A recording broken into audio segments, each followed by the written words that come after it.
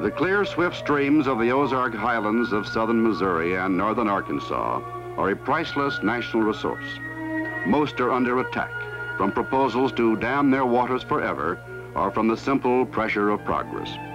This film shows what we all might lose if these streams are destroyed.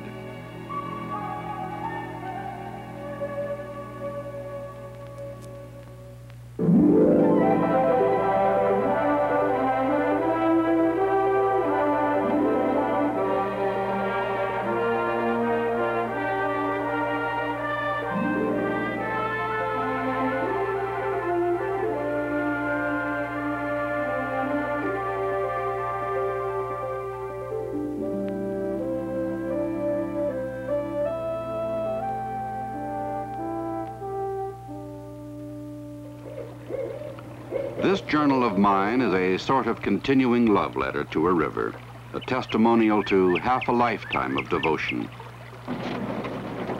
The dents on this canoe are records too, each one telling of swift currents and hidden hazards. We've seen a lot of water together and taken more than a few bumps. The rivers flow downstream together in my mind as the scratches and nicks blend on the aluminum hull of my canoe, until there is only one river that is a medley of a score of clear, swift streams, each one a jewel in the crown of the Ozark Highlands.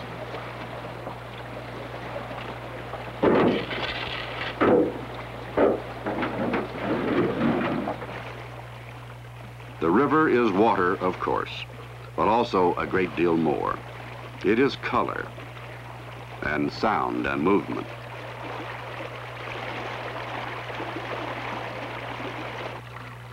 It is light and shadow, and fog-shrouded mornings.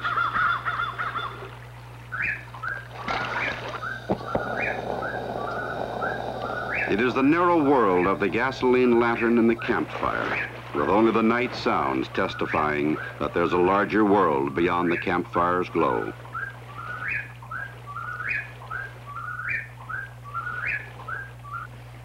The river is essentially movement, with a new wonder around every bend. It is the pleasant pause at noon, with rushing water urging you on, even as you pause. It is seeking the unseen from beneath the river's glassy face.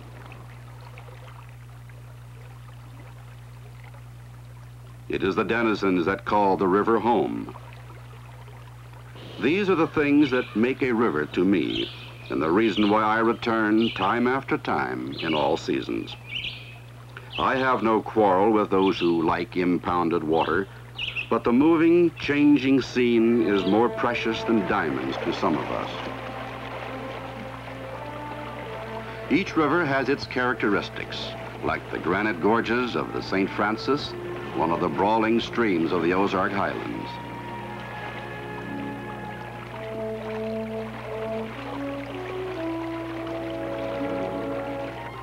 They have history too, as the Big Piney River hosted log rafters. Some have a wide fame, like the Current River, now preserved in Ozark National Scenic Riverways. And the Moody 11 Point has been designated a component in the National Scenic River System. There are others, no less wild and lovely, like the Buffalo River of Arkansas with towering cliffs. Whatever their name or mood or character, they merge into one free-flowing stream when viewed back down the years of recollection.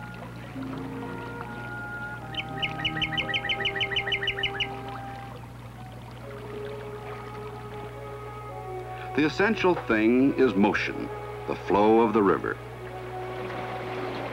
Some rivers drop as much as 20 feet to the mile, though the average is more like 10 feet to the mile. The upper reaches are often swift and choppy, with a roller coaster ride down the chutes. There isn't a lot of time to take in the scenery when the action is fast. The banks become a sort of blur, and all your attention is riveted on the swirling water. There's a bend ahead and rapids that call for some quick decisions if you don't want to get dunked. Swift reaches alternate with eddies and quiet pools, where the floater can relax and enjoy the scenery and take stock. Life along the stream changes from headwaters to lowland, with different plants and animals to be seen and enjoyed as you progress downstream.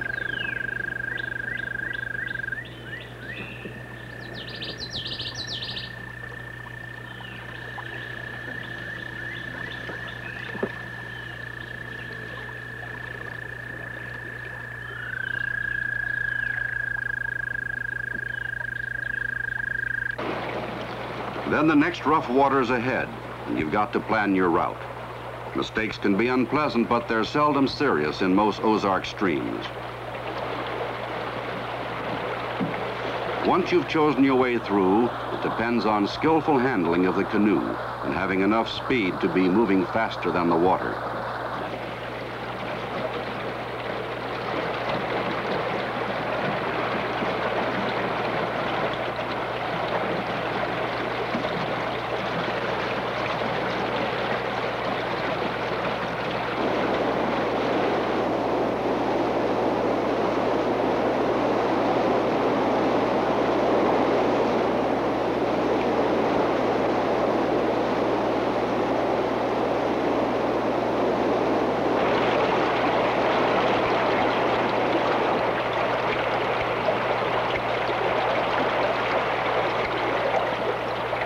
Aluminum canoes are very forgiving, being able to absorb a lot of punishment, but the best of them needs bailing occasionally.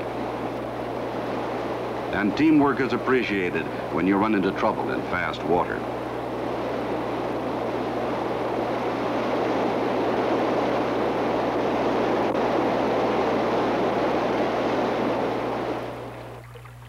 The face of a river is portrayed on a topographic map. All our Ozark rivers have their origin in stony hills, but a few have their immediate source in springs. This wild spring has been protected by private, considerate hands and has thus escaped the fate of many springs that become trampled or despoiled by visitors.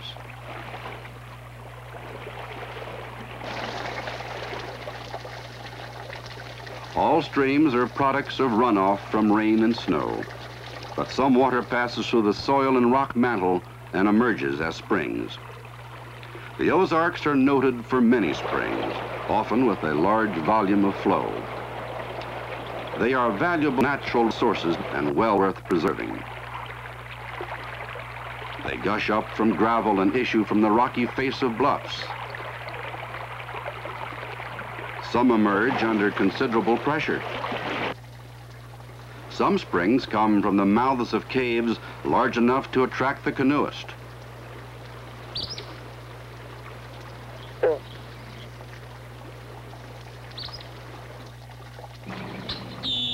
All are clear and cold, often with their own unique plant and animal life, finding niches because of the special climate created by the spring. Some spring branches carry enough water to be streams in their own right, their water hurrying to join the flood from above, cooling the water of the river and affecting its life forms.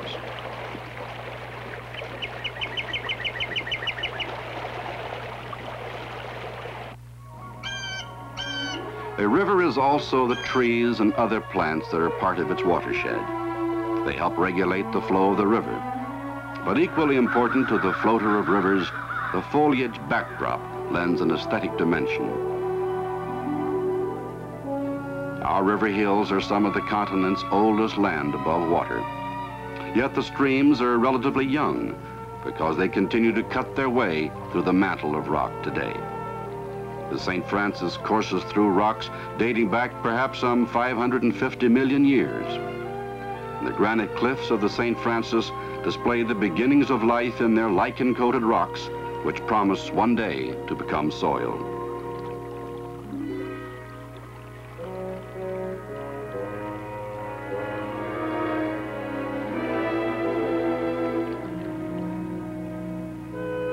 Overlying the granites on other rivers are sandstones and various limestones and dolomites. usually with fossil evidence that ancient seas once covered this place where we placidly paddle.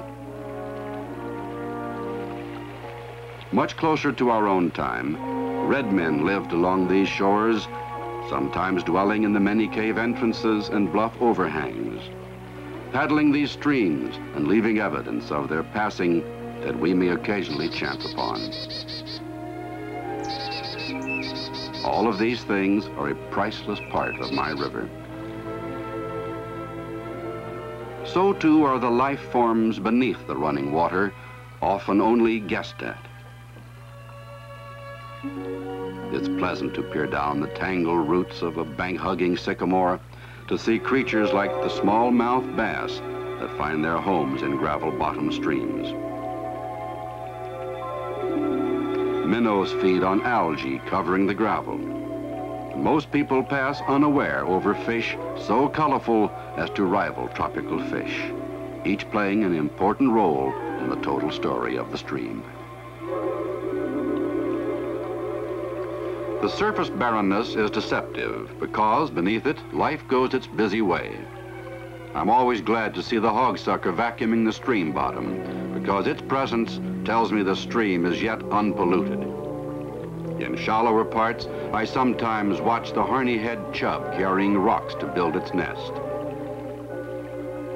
Few fish are as busy, unless it be the long-eared sunfish on its communal spawning grounds. Seeing the sights of the river is important, but sharing them is even more so. Someone once wrote about the blessedness of shared solitude, and on the river, I heartily agree.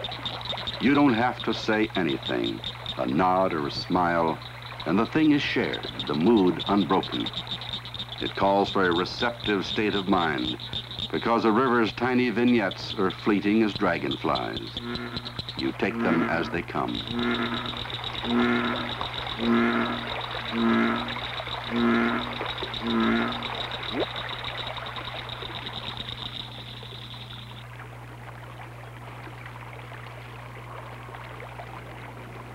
But you don't see everything. Wild eyes watch you. Perhaps you heard the wild turkey's gobbles ringing on the ridge above camp this morning. But unless you seek him out, you may miss sighting him.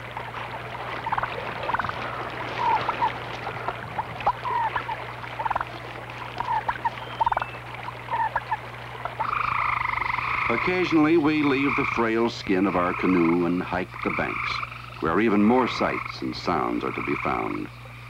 It's a different point of view, like getting a squirrel's eye view of phlox or mayapple.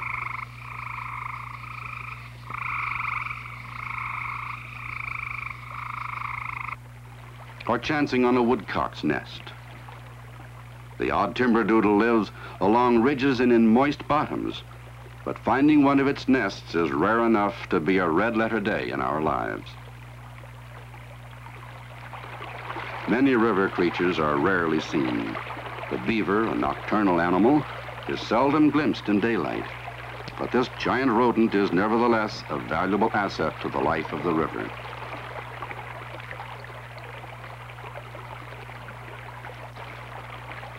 Beaver sign, however, is obvious to the discerning eye. Beaver peel sticks can be spotted by the regularity of the tooth marks. Look at that beaver cutting over there. Always interesting are the boles of trees that beavers have gnawed. The girth of a tree doesn't daunt a beaver's ambitions in the least. We like to share the background sounds of the river, too, the subtle melodies of cricket frogs and tree frogs, until they are shattered by the raucous cry of the pileated woodpecker. This largest of our woodpeckers is on the increase. Snags like these serve as woodpecker nurseries.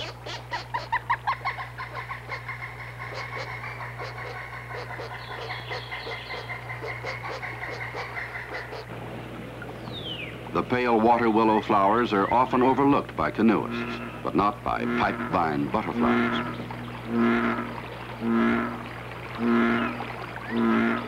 Other visitors to the river's edge catch our attention. Brer woodchuck looks us over, decides we're no threat. The prothonotary warbler is a flash of gold amid the green of summer. In any narrow channel, behind any screen, a new meeting may be waiting to be consummated, this time with a great blue heron. He feeds on minnows, and perhaps today we'll see him catch one. Heron, minnow, blossoming lizard tail, they're all fragments of the river picture. An equally important ingredient to a man like me is the comradeship of the river. The pleasant hardships of a river camp knit a family together as few things can. We all enjoy the chilly mornings with their promise of what the day will bring. The domestic chores of camp are expressions of our shared love for the wild.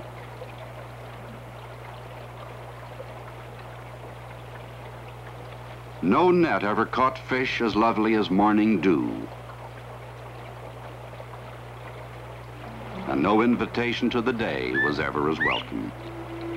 And no water is ever as cold as that filling our shoes for the first time in the morning.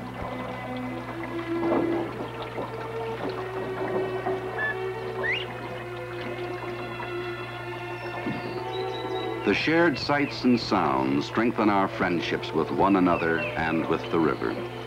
The things we learn about during a day afloat are deeper savored for having been chanced upon rather than designed.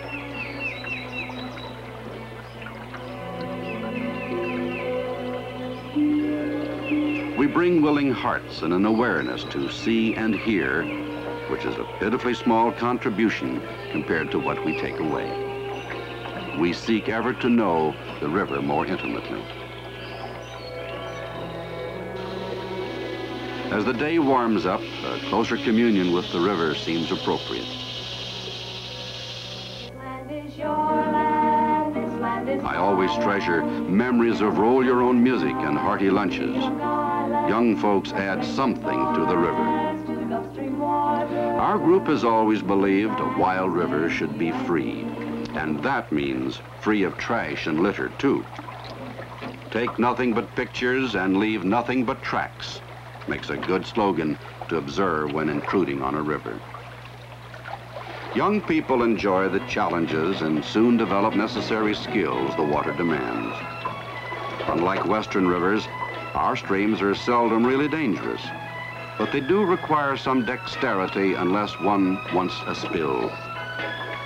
People of all ages can enjoy an Ozarks stream with less hazard than they meet any day on a crowded city street. We've been afloat in my family since the youngsters were mere infants, and the adventures we've shared have made self-reliant young adults of the children and knit our family closer than anything else we've ever done.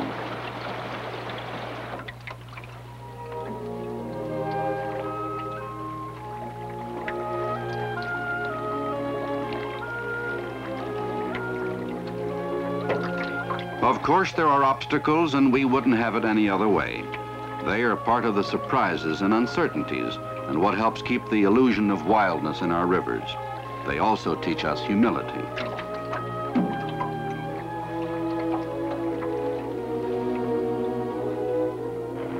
They teach us teamwork and remind us that a river is a living thing with sometimes awesome power that can pile up giant trees like these in flood time.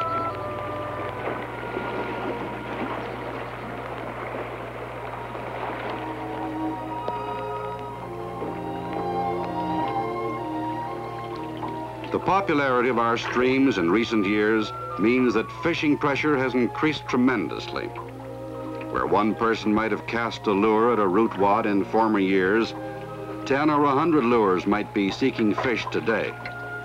Because of this, our gang fishes mostly for fun.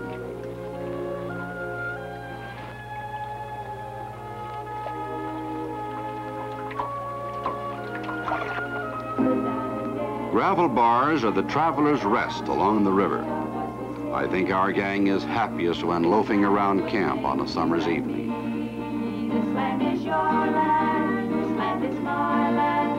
And nothing beats stew from an open campfire unless it's going to sleep to the calls of the river's night shift, barred owls and whippoorwills.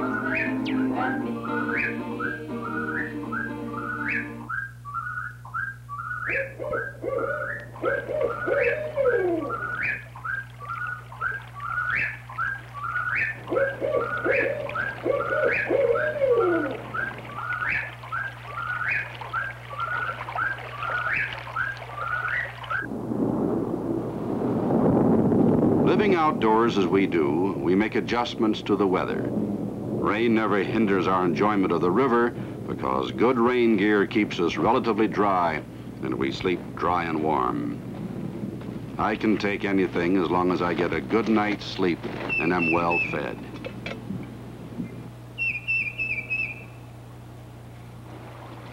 Rain is just a different aspect of our river trips, and folks who stay home in wet spring weather miss out on a lot. It seems to me the river puts on a whole new face in rainy weather.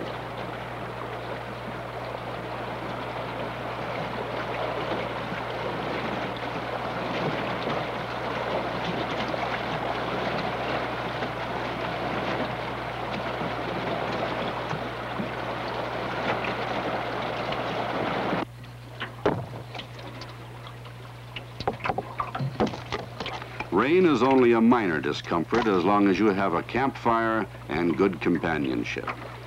Then all you have to do is relax. The weather's going to change, but even if it doesn't, we're ready for what comes.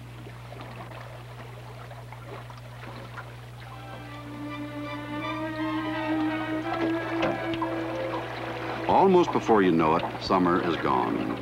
Autumn leaves begin drifting on the currents, and the river puts on yet another face. The weather is usually mild, chilly at night, but pleasant during the day. And I get to debating with myself which season I like best, with fall perhaps my favorite. Autumn foliage is at its colorful best in October, when many folks have left the river. The brilliant colored hills form a pleasant backdrop as I reflect on the many values the river has for me. How could you put a price tag on a glorious day like this? This sparkling stream has flowed through these hills for so long that I wonder how puny man can seriously think of despoiling all this.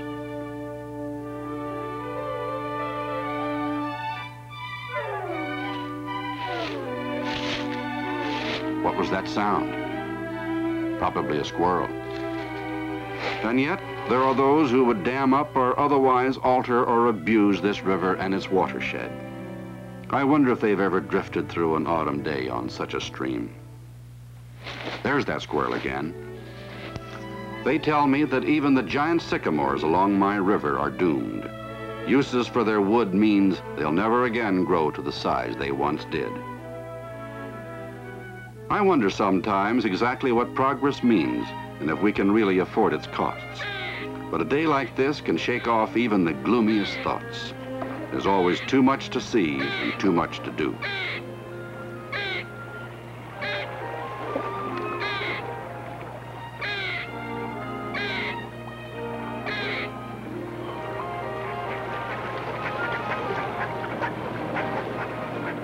There's a little less inclination to get one's feet wet this time of year, so summer paddling skills take on added importance.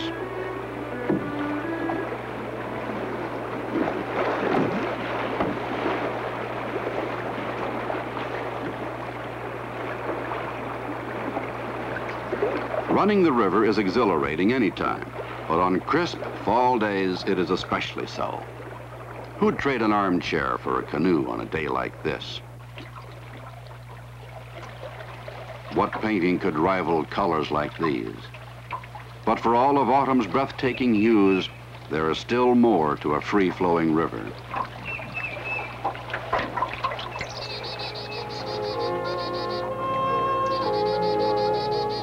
Not even winter can keep me away. For bright winter days following a fresh snow have a special beauty of their own. The winter landscape is stark and uncluttered, and the special features can be savored without competition. Some summer creatures are still with us, but others have left or new ones moved in. Purple finches from the north add a dash of color. The titmouse is much in evidence. Winter may call for some different canoeing techniques. You'd probably wade this spot in summer, but in winter, a spruce pole tipped with a metal spike helps in navigating the swifter places. Anyway, it keeps your feet dry, which is especially appreciated. You can be pretty much alone on the river now, which makes it possible to see and enjoy sights and sounds that you might otherwise miss. We even take winter camping trips. Proper clothing and good camp gear makes an otherwise rigorous time enjoyable. All it takes is a little courage and a lot of common sense about preparations.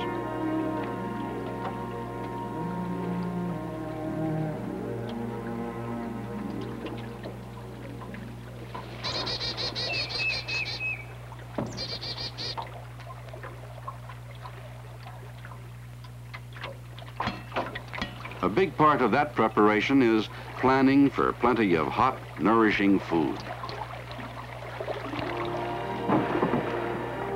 Much of the river's edge is hidden by vegetation in other seasons, but in winter, a whole new world unfolds.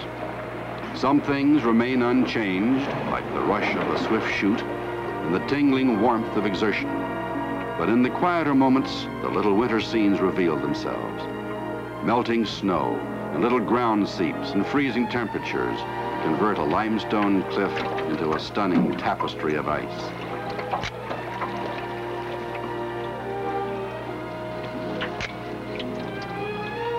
Thus the rivers continue to flow, as they have for thousands of years, and we yield to their call for our little space of time.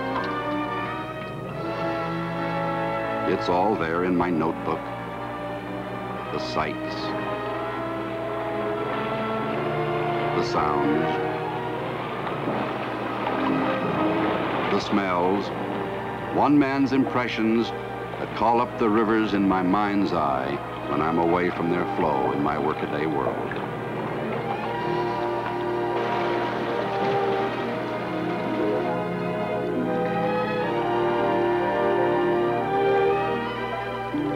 They are too few, these free-flowing streams of the Ozarks. Too many have been dammed, or parts of them changed forever from what they once were. Some are on the drawing board now for flood control or power projects. Others are feeling the pressure of increasing population. Pollution from many sources has not yet seriously marred most of them, but the cloud hangs on the horizon. How can an increasing population use these rivers and yet save them? I don't know all the answers. I only know this.